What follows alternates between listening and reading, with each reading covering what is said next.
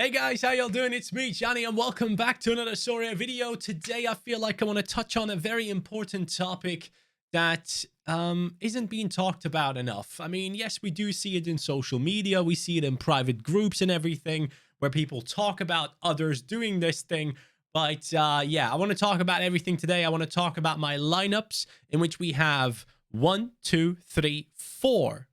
teams that have over 300 points. Sorry, 5 teams. 1, 2, 3, 4, 5 teams over 300 points. By the way, Sorare data, incredible. Once again, coming with the update. 1,900 so coins will be won by me under every one of your lineups. You guys can see that score, and that is extremely helpful. Once again, shout out to Sorare Data, who I'm an ambassador for. So if you guys sign up for Sorare Data, please use the code Johnny when you do go ahead and pick whichever tier you want to sign up for. This game is unplayable. This is not like me saying it because I'm an ambassador for the program. This is me saying it because Sorare Data is absolutely essential if you want to play Sorare. So get the program you can afford and do well. Use the code Johnny to help your boy out. That would be much appreciated. But once again, man, Sorare Data just crushing it. Look at this. Hide lineup, and it's just gone. Ah, this is sick. I love it. This will make life so much better for me. Honestly, it really, really will. I am so excited about this. Let's bring that one back. There we go. So it's back again. So as you guys can see, I will be winning 2 rewards today. I'll talk about the big topic later on after going through my lineups here. So all-star rare, you can just click C lineup and it jumps to it, which is great. You don't have to scroll through 100 lineups if you have that many, of course, especially if you're someone like PSU fans, for example. So that's quite nice. So for me, all-star rare, that's the lineup that I want to talk about. First of all, we have a no clean sheet for Brat away from home. That was to be expected. I was kind of hoping for a little bit more AA, but still happy that his team didn't get smashed. Grimaldo coming in with 100, which I kind of expected him to do well. 100 is incredible. Enzo, 1-0 win against Leeds United at home. I expected a little bit more out of him. Did he have any attempted assists? No. So he was playing a little bit deeper from what I can tell. And then Florentino Luis has gotten me in 90 minutes, 64 points after his bonus. And then Florian Wirtz, who has been on fire lately. We just haven't been able to put these guys into lineups that actually work, which really makes me mad. But I'm so happy to see how well he's doing again. It's great to have his forward card. Truly a blessing. And then on the 23 rare is a lineup where Pandur has stepped up big time, gotten clutch AA scores, gives me 55.3. De Ligt scored a banger for Bayern Munich and had a clearance off the line, totaling in his highest score ever since I've had him, which is 96.3. Nakamura with 100, with the 10% bonus, gets me 110 points. So 2 exceptional performances in here, and a horrible, absolutely woeful and sad performance coming in from Mike Trezor. Really upsets me. Cherki, no decisive, still 51.7 points for a forward with no decisive. That is class. If that is the bottom of points I can get with him, I'm fine with it, because I know when he gets a decisive, I'm looking at very, very high points. So I'm fine with showing patience on Cherki, but I have to say, I'm slowly losing my patience on Genk. I gotta say, look, I understand Trezor does well. He's not a bad player. He's a decent player to have, especially if he stays at Genk next season. I'm very happy about it. But if he gets a move away, because a lot of teams are apparently looking at him, if he moves to like a team like Bournemouth or something like that, I just see him dying. So yeah, I don't like him as a player off the ball. He doesn't look that great. And especially on the ball, apart from set pieces and stuff, he hasn't impressed me too much. I basically bought Trezor based on his scores. That's all it is. I never really looked into him. I knew he was taking sets. I knew he was getting decisives. But if I knew, which I should have, you know, if you want to buy a player, you probably should watch a game or two of the players. Just a suggestion. I've been watching him lately, and he doesn't impress me as a football player at all. So I'm thinking a lot of teams in Europe might be looking at his numbers and thinking, oh, this is a great player. But then when they actually see him play, I don't think they'll be impressed. So I don't think he's going to get a move away. How long is his contract going? It doesn't say here. 2025. I think he stays another season, surely. But yeah, the other teams, sadly, Mainz coming in with 108 points post bonus, which is incredible. Played in a deeper role phase at Alkmaar, just AA. My man got a triple-double, I believe, which is huge. That is incredible. Musiala, again, just like Florian Wirtz, is on fire. I like it. I love it. So hopefully Musiala and Wirtz, I need to put these two into a lineup together. And Kökçü with just a AA game coming in with the 64.6, which is good. Expected a lot more out of him, to be fair. And then Hilgers letting me down big time, scoring an own goal, which, you know, sucks. It really does. And they have conceded 3 goals. Twente is not looking good right now. And yeah, they desperately need Zerouki back. I think Zerouki is the one missing. Yeah, the CDM is missing, and you can tell that the team is suffering defensively. But those are my own lineups. I have also had Dusan Tadic hit a 93. I also had Gabriel Sara coming in with a 78.5. Adan with a 75.8. You can see that a lot of my players have done really, really well, but for some reason, I have not been able to be lucky enough to put them into one lineup. If you just base it off the top scorers in my team, the best team I could have had would have been Grimaldo, Nakamura, Tadic, De Ligt. That's already like, I don't know, based on the bonuses and stuff, over 400 points. And then the best goalkeeper I had was Adan, so I could have had like 480 or 485 points, whatever, if I put all those players into All-Star Rare and got lucky enough. But, you know, you can't really expect that type of stuff, especially the De Ligt performance came out of nowhere. The other ones could have predicted it, but it's fine. They didn't go into one lineup. So let me just quickly talk about something that really bothers me lately. And I've shown you guys my lineups, if that's what you wanted to see and my thoughts on it. And that's the part of the video that you want to watch. I want to talk about the one thing that really seems to have changed in Sorare lately, and that's entitlement. Like, I don't know what it is, but people come into this game expecting to be rewarded, like nearly demanding to be rewarded. I don't understand where you guys are coming from. And this is not just like 1 or 2 people I'm seeing online. I'm seeing it in my Discord. I'm seeing it in different people's Discords. I'm in many Discords, and I just see people constantly like, oh, last week this would have got me that, and this week I won't even get a reward. Or how am I, like, I'm not able to get the the threshold. I'm upset. Like, I don't understand where this is coming from. Why are people so entitled? Where did the fun go? Where did the enjoyment of the game go? I feel like everyone is just so ROI focused right now, where it's like, oh, I've spent 500 bucks. I need to win. I need to win 50 bucks today. I need to win 100 bucks next time around. Like, why are people like this? Why has this sentiment changed? Like, I was on Sorare for a long time in terms of like an NFT game. This is a long time that I've already spent on it. I started in 2021, and I feel like it's never been this negative in sentiment. Now, I understand that the prices have come down. I understand that that is something that really bothers a lot of people. But my God, can we all shut up about the whole, oh, I didn't get rewarded, or my reward was only worth $5? Like, hey, man, you were never guaranteed to win anyways. If everyone was guaranteed to win and entitled to win rewards, nothing would be worth anything. Like, this doesn't make sense. Be a better manager. Like, I have some insane players and I'm only winning 2 tier 3s. Am I sat here crying? No, I'm just looking at the next game week and targeting whatever I can put together. I honestly am really sick and tired of seeing so many entitled people just constantly complain. There's just constant complaining. Like, the best thing we can do is, right, just Sorare, sell the company, right? Sell the company for a couple of billions and give every user, I don't know, whatever percentage they need to get, you know? Like, is that how you guys want it? Like, this is an amazing game. We're enjoying this week in, week out. Why are people so obsessed with it? Like, I am down half my investment. I've spent over 90,000 on this game.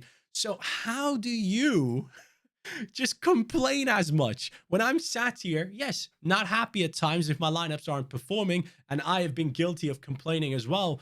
But boy, it's gotten out of hand lately. It really has. And I need everyone to calm down, man. Look at the basics. The gameplay is class. You have ownership of your cards. You can put them into multiple competitions. there is capped, there is under like rare, there's under 23, there's all-star, there are different regions. You can play in Asia, you can play in MLS. We have so many leagues licensed in this game. We just got the Premier League, and all I'm seeing is people just crying, man, just constantly. Why does everyone have to be this negative? And also another thing that I want to point out is I fully agree with the whales. I honestly agree with the whales in terms of this game needs to be amazing at the top end for the best and highest stakes that you put into the platform. But playing unique and super rare, you should be rewarded the best way possible. I do not understand how we have a threshold of €5 for limited, 50 for rare, which is a 10x, and then just a 2x going up to super rare. How does that make sense? How does that incentivize people to go from rare to super rare if you, as the company, go out there and say, hey, you know what? Super rares are 10 times scarce on the market technically, but the threshold that you can win in it is only double the one that you get in rare.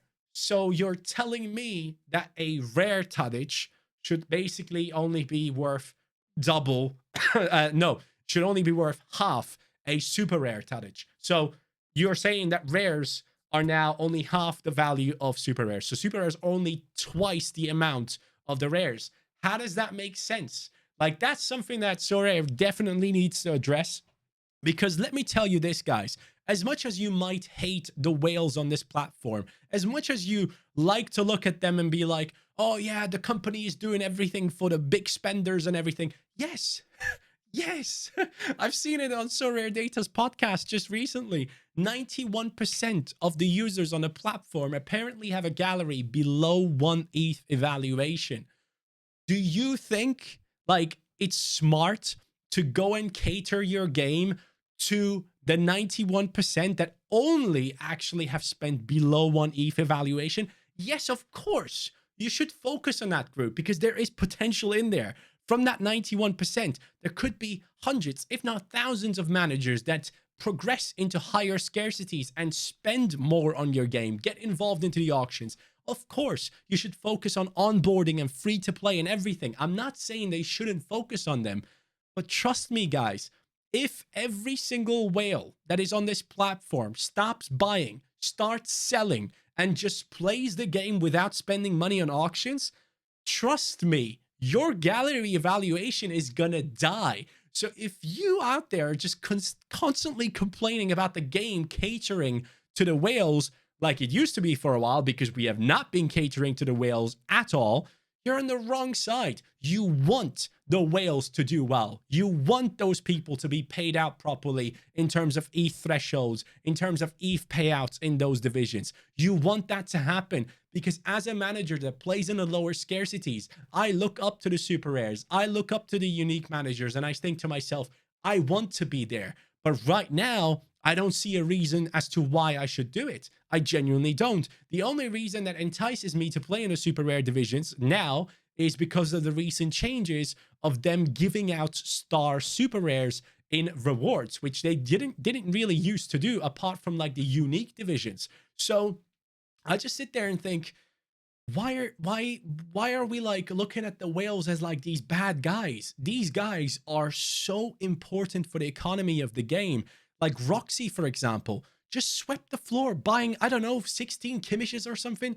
If he doesn't do that, your Kimmish that now on the platform was worth a lot less due to a lot of competition coming in through the Premier League with the likes of KDB, Rodri, with Bruno Fernandes. These are players that can compete with Kimmish, might not be on the same level, but can compete with him. He should be going down in price, but no. Here's our savior, Roxy, just picking up 16 of those rares. And, you know, they become even more scarce on the market. You should be happy about these types of people coming in and playing the game. You should be supporting them. You should be looking up to them and thinking, you know what? I want to have your gallery. That's how I feel. I want the game to be very lucrative for the people that play it in the higher divisions, because that's how it like kind of trickles down into our divisions as well. These guys play unique divisions, they play super rare divisions, but they also play the rares and limiteds. There are plenty of whales out there, especially in the rare division, that spend money on a regular basis. So You need the game to be balanced for everyone. You can't just go for free to play. You can't just focus on limiteds. You need to focus on the higher ups of the user base as well. They need to be happy. We have seen what happens when just a couple, like literally, when just a couple of people start selling their galleries, especially I myself felt this massively. A couple of under 23 whales started selling their galleries for really, really low prices. And all of a sudden, I lost overnight like 7K in my evaluation. Why? Because bigger accounts were not happy with where the game is going. I hope people understand now. You need them. Even if you don't like the whales, you need them for this game to be continuously a great game that is fun to play without having to worry about your gallery evaluation crashing overnight. You need those people. It's important to have those people. It's important to have them as a goal that you want to achieve as a manager on this game. And not because of monetary value. For me personally, it's the fact that they have like 20 lineups.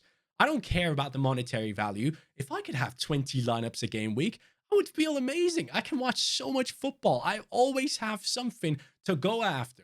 So yeah, I just wanted to put that out there. First of all, the fact that people are so entitled lately. Obviously, I'm not talking about every single one out there. Please don't feel attacked if I'm talking about these topics. I just feel like it's really bad for the Sorare economy. And at the same time, the sentiment has a huge effect on your players' values. So yeah, just, stay calm. Don't panic. Don't feel entitled to go ahead and like scream about you not winning something just because you have hit over 300 points. I have 5 lineups that have hit over 300 points, and only 2 of them are going to barely get me a reward, which is going to be a tier 3, which is probably only going to be worth a total of like 50 bucks. It is what it is. That's how it is. I didn't put the best players into one lineup. That's my fault. So the other topic with the whales as well, I really hope people understand that this game is not just about the bottom end. It's not about the 91% that have a gallery valuation below 1 ETH. Yes, they are incredibly, incredibly important, but so are the bigger accounts. This game needs to be catered to everyone that plays this game, not just one specific group. I hope people get that in here. It's so important. So yeah, having said all of that, guys, let me show you my lineups for this upcoming week. By the way, I'm totally fine if people are angry at me for saying the things that I've said, because I've just been sick and tired of seeing it, man. I honestly have been. I'm fine with being the villain for once. So we have Adan in goal against Arsenal. I don't think he's going to keep a clean sheet, but I do feel like he'll have plenty of chances to make saves. So I'm expecting like a 40 to 50 if they don't concede 3 goals. Alex Grimaldo against Bruges at home. I think that's going to be a big one alongside Florentino Luis. Those guys will have a lot of defensive work, and also moving forward with Grimaldo, we can hopefully expect something. And then Florian Wirtz at home against Ferencváros. That is a big game and an amazing game for Florian Wirtz, especially because it's at home. I feel like he'll have a great performance and get the 90 minutes. And then Kökçü away against Shakhtar Donetsk. I think Feyenoord realizes that this is an opponent that they can actually get past. So hopefully that will go as well, because I do have other players I'm not using. I have Musiala against PSG at home. I have a feeling that he'll do well, but I don't think he'll do as well as Florian Wirtz, who has started taking set pieces again. Enzo and Chelsea. I struggle with Chelsea right now against Dortmund. I don't know how that's going to go. I think it's going to be very tough, but they're at home, so anything is possible. And then De Ligt at home against PSG. I don't think they're going to keep a clean sheet, but I don't know why, but I have a feeling that De Ligt is going to get another decisive against PSG. And then Angulo at home in the American Champions League or whatever it's called against Orlando. So that is a matchup in which he could do well as well. But I just don't have another goalkeeper. Otherwise, I could put these guys into another lineup. And I do actually also have Sven Mynans playing for AZ Alkmaar against Lazio. But that is a super rare that I'm not willing to put into a lineup. So that is how things are going. That is the team that I've put in, guys. And hopefully it will go well. If you have any thoughts about the things that I've mentioned in this video, please let me know in the comments down below. I'm fully open to discussion. I just feel like, there has been enough negative sentiment. And at this point, I feel like people are just doing it just to do it. Like, honestly, there's no point behind the negative sentiment as much. There are a few things that need to be fixed in Sorare, 100%. I fully agree. But man, it's not doom and gloom. Just chill. Anyways, catch you guys on the next one. Take care and peace.